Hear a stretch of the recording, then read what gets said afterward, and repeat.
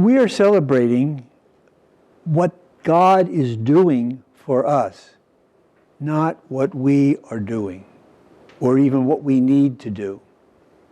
One of the problems for us Christians is that we sometimes get into the mindset that being a Christian is really hard work. We say that we celebrate Christmas and it's wonderful because we're celebrating what happened a long time ago.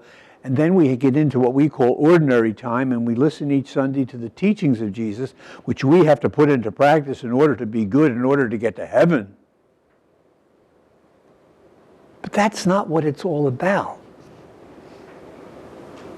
As I said, the principal problem for us is we were all made Christians before we realized it. What does it mean to live as a Christian? It means to become aware of what God is doing in us, for us, and with us. He's the actor. We are the recipients. You know, if you read through the Bible is not concerned, even in the New Testament, is not concerned with Christianity. It's not even concerned with the church. What the Bible is concerned with are the mighty deeds of God throughout history and present in our own time. That's what the Bible is about. That's what the Scripture is about. That's why it's proclaimed every Sunday before we celebrate Eucharist. The Bible is concerned with the activity of God with us, for us, and among us. So being a Christian doesn't mean being good. There's lots of good people in the world. There's people in the world who would put us to shame by their generosity and love for others, and they've never even heard the name of Christ. Any goodness that you see in the world is ultimately coming from God, even though it may have come in a different way than it came to us. Being a Christian day in and day out means becoming more and more aware of what God is doing in my life. And that means my life, the life that involves, everything from raising children to toothaches, to getting laid off, to having a serious illness, to be giving opportunities to be surrounded by loving people. All the things that happen to us in life are God acting in our lives. Look at the life of Jesus. We entered into the waters of baptism with him when he entered into the waters of baptism. Don't forget, the first chapter of John. Christ was with the Father, creating at the beginning, and he has come from the Father to cause a recreation among us as needs be. So when God is acting in Jesus, he's acting in us.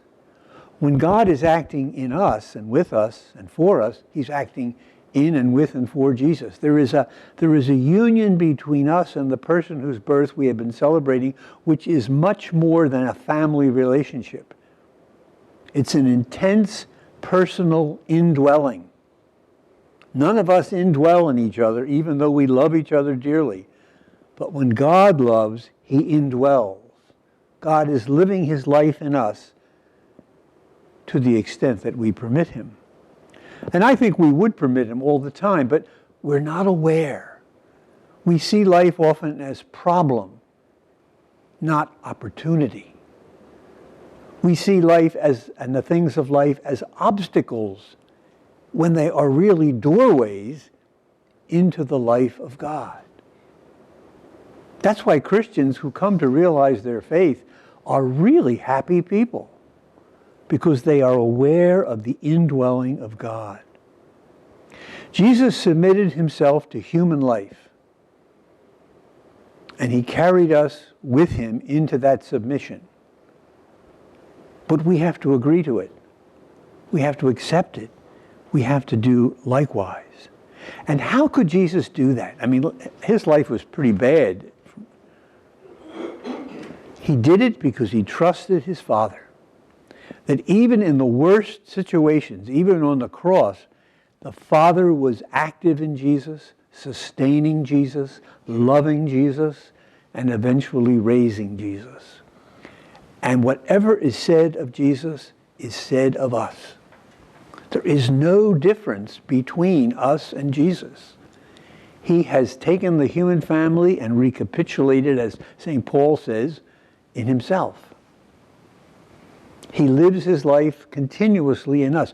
The incarnation, which we have just celebrated, the Christmas, whole Christmas event, becoming human of God, is not something that happened in history. It's an ongoing process. It's a work in progress.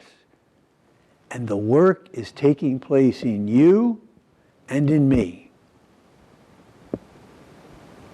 provided we permit it to, provided we submit ourselves to the Father whom we trust just as much as Jesus trusted his Father.